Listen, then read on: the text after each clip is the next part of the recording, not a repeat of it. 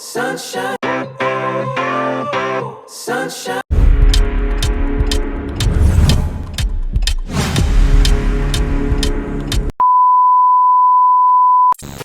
Entre aulas y voces, aprender para enseñar, reflexionar para transformar.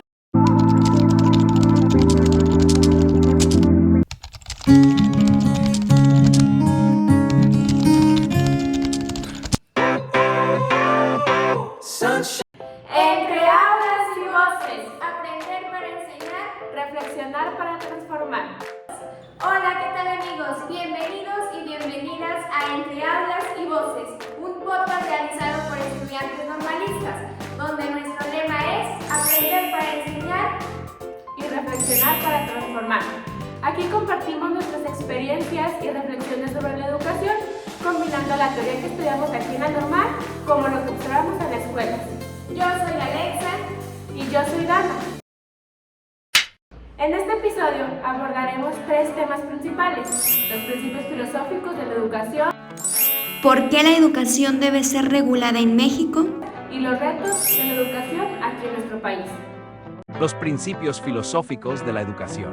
Los principios filosóficos de la educación orientan el sistema educativo y garantizan el derecho de aprender para todos. Hay 6 principios filosóficos fundamentales en la educación en nuestro país, los cuales son pública, laica, gratuita, inclusiva, universal Y obligatoria. y bueno, pues estos principios filosóficos, uno de los principales que se nos marca es que tiene que ser gratuita la educación para todos los estudiantes. Esto con el motivo de que ningún estudiante sea excluido por razones económicas y no cuenta con el recurso necesario para continuar con sus estudios. También tenemos la educación laica, que asegura que la enseñanza sea libre de cualquier creencia religiosa. Esto, pues para que la religión no afecte el proceso de enseñanza o afecte el movimiento dentro de las escuelas y también dentro de las aulas. Para que todos los alumnos sean tratados como tal, sin importar sus preferencias religiosas. Y bueno, pues por otro lado, otro principio fundamental en la educación es que es universal para todos, es decir, que todos debemos tener acceso a la educación, sin importar nuestro contexto, nuestro origen, y pues todos tenemos derecho de acceso a la educación. ¿Por qué? Porque todos somos seres humanos y ciudadanos que contamos con este derecho. Otro principio de la educación es que debe de ser pública, donde el Estado se encargue de ofrecer la educación para todos, tanto desde el nivel inicial hasta el nivel superior, que ya en el Estado ya es obligatorio. Pero ¿qué pasa? Que solamente en la escuela primaria hay más alumnos. Cuando se pasa de primaria a secundaria hay un rezago. ¿Por qué? Porque solamente el Estado está cumpliendo para abastecer suficientes escuelas primarias para que los alumnos puedan ir a ellas, pero no está abasteciendo lo que es secundarias, preparatorias o universidades para que los alumnos puedan ir a estas instalaciones y puedan aprender. Y otro de los principios fundamentales que nos marca la nueva escuela mexicana es que la educación debe ser inclusiva. Hay que respetar la diversidad de todos y cada uno de nuestros estudiantes, sin importar su contexto o su origen. Finalmente, la educación es obligatoria, asegurando que niñas, niños y adolescentes tengan acceso a la información básica que ellos necesitan. Y bueno, pues también por otro lado, sabemos que estos principios filosóficos son bases y fundamentales para la educación en nuestro país y que debemos llevarlos a cabo para que el aprendizaje de los niños surja en base a sus derechos. Sí, nosotros como docentes de formación y en un futuro ya docentes titulares debemos de tener muy presente estos principios filosóficos. ¿Para qué? Para que nuestra armonía, nuestra convivencia en nuestra aula o también en la escuela sea de paz, donde todos seamos incluidos, donde no se discrimine por nuestra economía, nuestro rango social, nuestra religión. Entonces, para nosotras estos principios filosóficos son importantes en la educación. Vamos a un pequeño corte comercial y regresamos con nuestro siguiente tema.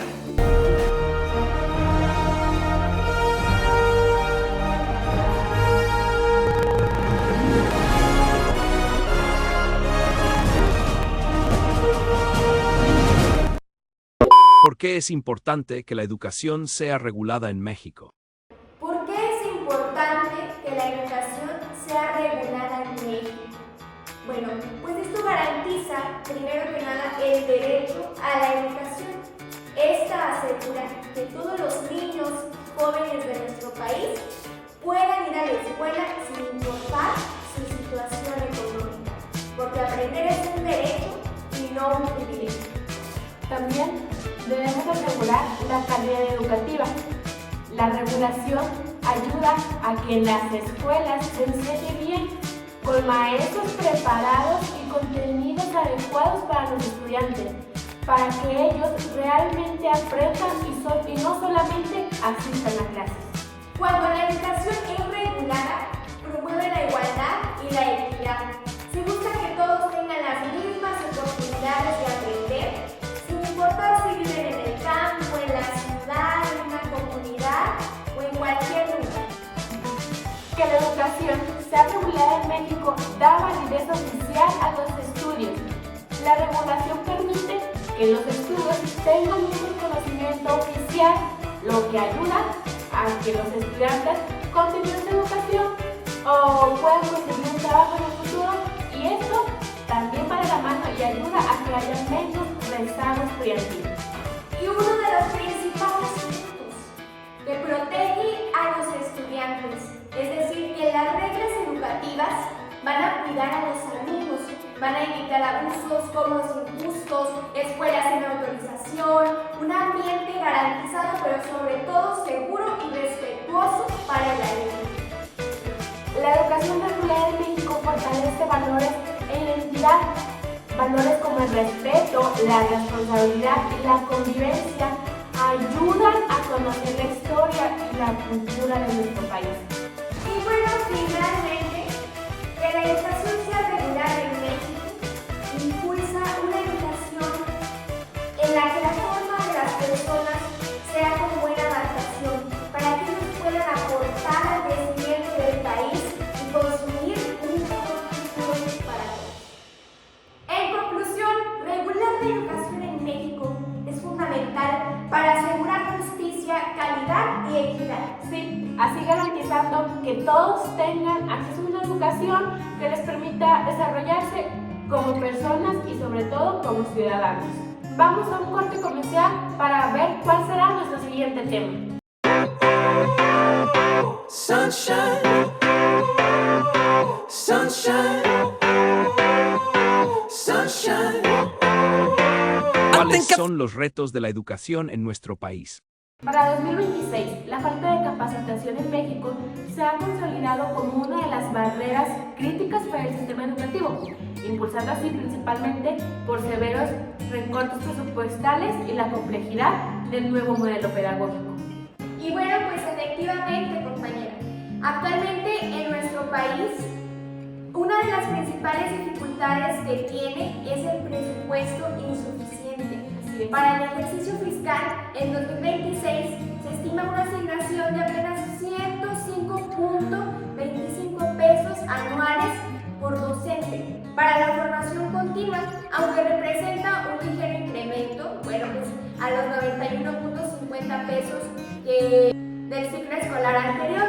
Sin embargo, pues bueno, los especialistas de organizaciones mexicanos señalan que esta cifra es insuficiente. Esta cifra es mínima, es insuficiente, no cumple para satisfacer los recursos necesarios para profesionalizar a los más de 1 millón de docentes que hay en nuestro país. Sí. Otro problema que enfrentamos aquí en nuestro país es el desconocimiento de la nueva escuela mexicana.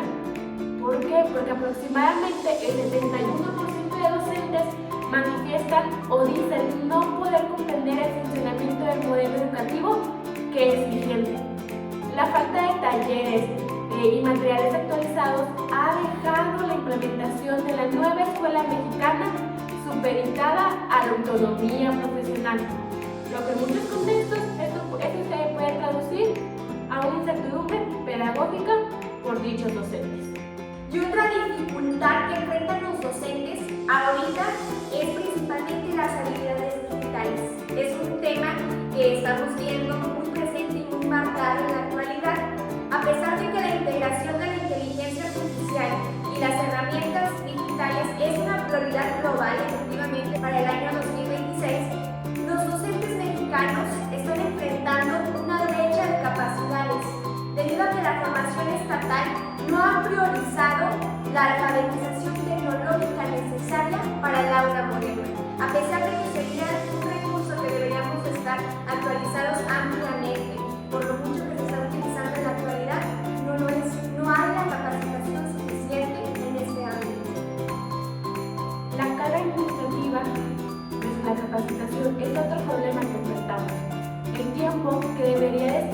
a la formación pedagógica de los niños se ve absorbido por tareas administrativas y nuevas responsabilidades sociales, lo que genera agotamiento y desmotivación en los docentes.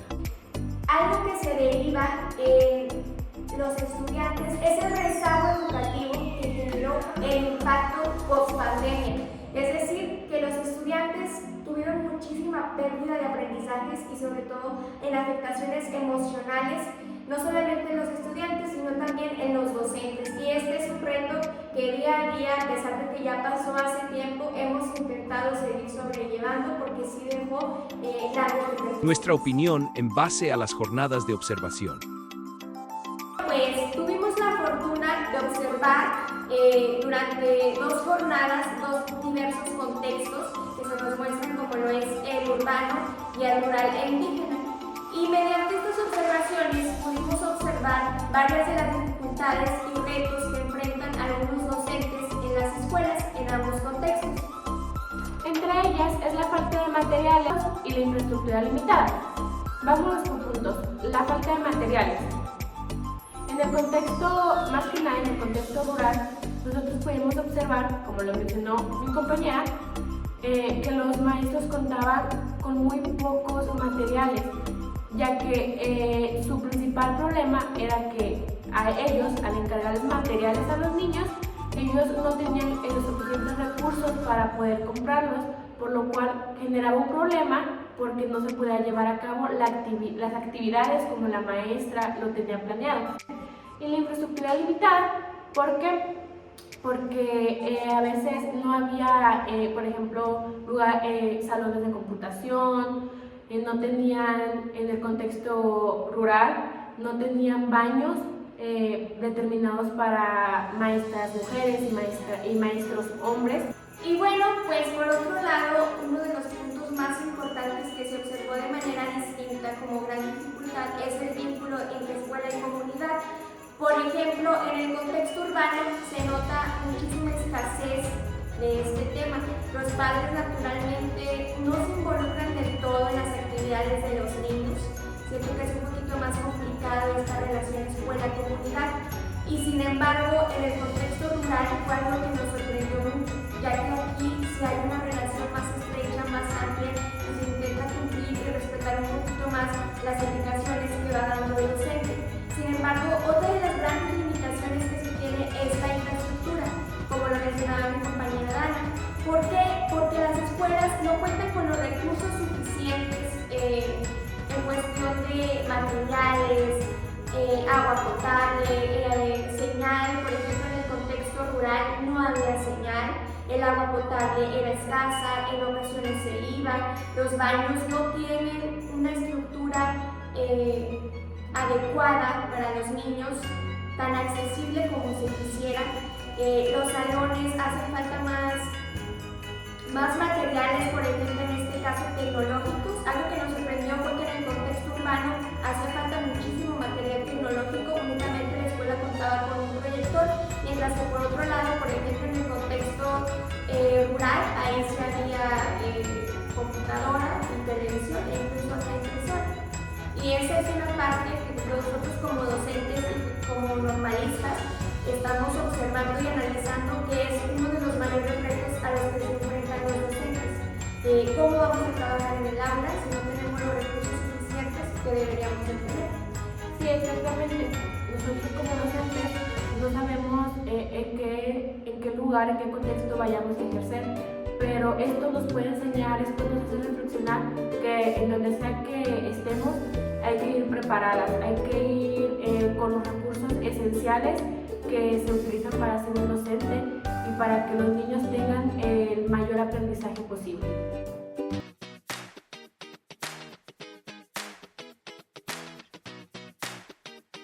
Esto sería todo. Gracias por escucharnos en este episodio de Entre Aulas y Voces. Recuerden nuestro lema: aprender para enseñar, Reflexionar para transformar.